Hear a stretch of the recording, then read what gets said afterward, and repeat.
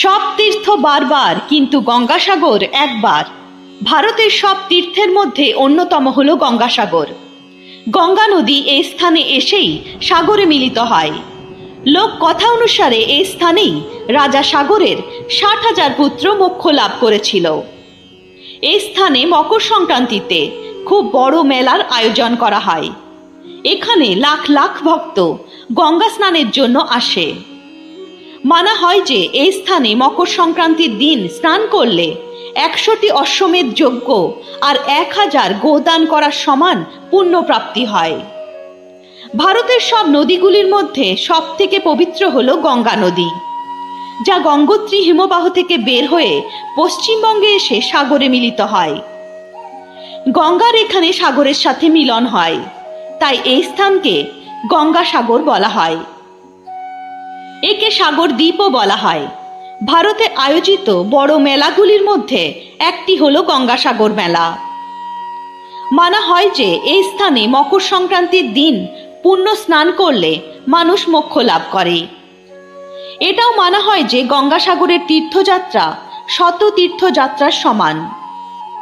যে কেউ এখানে যেতে পারে না, তাই বলা হয় সব তীর্থ বারবার, কিন্তু গঙ্গাসাগর একবার। আসলে এটি তখনকার কথা যখন যাতায়াত ব্যবস্থার এত সুবিধা ছিল না, তাই এখানে যাওয়া অনেক কষ্টসাধ্য ছিল। কিন্তু বর্তমানে আধুনিক পরিবহন ব্যবস্থার জন্য এখন এখানে যাওয়া সুগম হয়েছে। বলা হয় যে ঋষিমুনিদের জন্য পারিবারিক জীবন ও গার্হস্থ্য আশ্রম বর্জিত থাকে। কিন্তু বিষ্ণুদেবের কথায় কপিল মুনির বাবা কন্দারাম ঋষি গার্হস্থ্য আশ্রমে প্রবেশ করেছিলেন। কিন্তু তিনি বিষ্ণু ভগবানের সামনে কিছু শর্ত দেন যে ভগবান বিষ্ণুকে তার পুত্ররূপে জন্ম নিতে হবে। ভগবান বিষ্ণু সেই শর্ত মেনে নেন, আর তারপরেই কপিল মুনির জন্ম হয়। তাই তাকে বিষ্ণু ভগবানের অবতার মানা হয়। পরবর্তীকালে গঙ্গা ও সাগরের মিলনস্থলে কপিল মুনি আশ্রম বানিয়ে তপস্যা করতে থাকেন। এই সময় রাজা সাগর অশ্বমেধ যজ্ঞের আয়োজন করেন এবং যজ্ঞের ঘোড়াগুলিকে স্বতন্ত্র ছেড়ে দেন। তখন এটা নিয়ম ছিল যে এই অশ্বমেধ যজ্ঞের ঘোড়া যেখান দিয়ে যাবে সেই রাজ্য অধীনতা স্বীকার করবে, আর অশ্বকে যে রাজা বাধা দেবে তাকে যুদ্ধ করতে হবে। কিন্তু ভগবান ইন্দ্র এই ঘোড়াগুলিকে ধরে কপিল মুনির আশ্রমের পাশে বেঁধে রাখেন।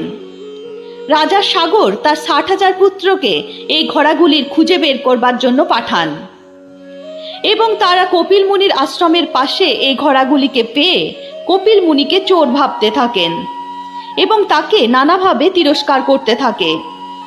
তপস্যায় লীন কপিল মুনি যখন এই বিষয়টি শোনেন, তখন তার চোখ খোলে এবং তার সেই চোখের তেজে ৬০,০০০ পুত্র ভস্ম হয়ে যায়। কপিল মুনির শাপের জন্য তাদের আত্মা মুক্তি পায়নি। অনেক বছর পর রাজা সাগরের পৌত্র রাজা ভাগীরথ কপিল মুনির কাছে ক্ষমা প্রার্থনা করেন।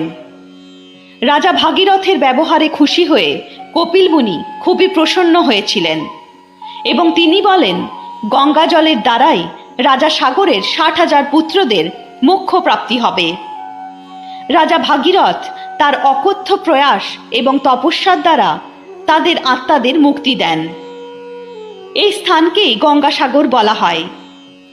এই জন্য এই স্থানে স্নানের বিশেষ মাহাত্ম্য আছে।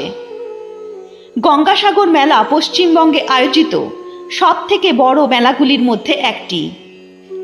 এই মেলা কলকাতার নিকটবর্তী হুগলি নদীর তীরে ঠিক সেখানে করা হয় যেখানে গঙ্গা বঙ্গোপসাগরে মিলিত হচ্ছে। এই জন্য এই মেলাকে গঙ্গাসাগর মেলা বলা হয়। এই মেলা প্রতি বছর পৌষ মাসে শেষে অর্থাৎ মকর সংক্রান্তিতে আয়োজিত হয়। এর কাছেই সুন্দরবন থাকার জন্য গঙ্গাসাগর মেলাকে অনেক কঠিন পরিস্থিতির সম্মুখীন হতে হয়। তুফান, উঁচু ঢেউ প্রতি বছর মেলাতে বাধা দেয়, কিন্তু পরম্পরা আর শ্রদ্ধার সামনে সব বাধা হার মেনে যায়। তাই গঙ্গাসাগরে স্নান অত্যন্ত শুভ ও পবিত্র মানা হয়। এখানে এসে শ্রদ্ধালু সমুদ্রদেবকে নারকেল, ফল ও ফুলের দান করেন।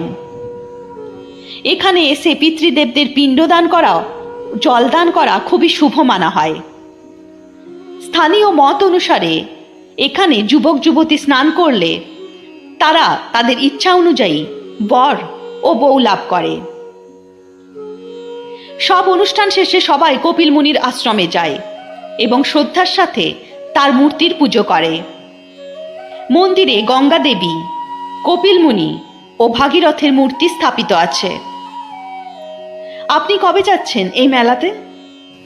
তাহলে বন্ধুরা, এই ছিল আজকের ভিডিও। ভিডিওটি ভালো লাগলে ভিডিওটি লাইক করে চ্যানেলটি সাবস্ক্রাইব করতে ভুলবেন না। ভালো থাকবেন। কমেন্টে জয় মা গঙ্গা অবশ্যই লিখবেন। হর হর মহাদেব।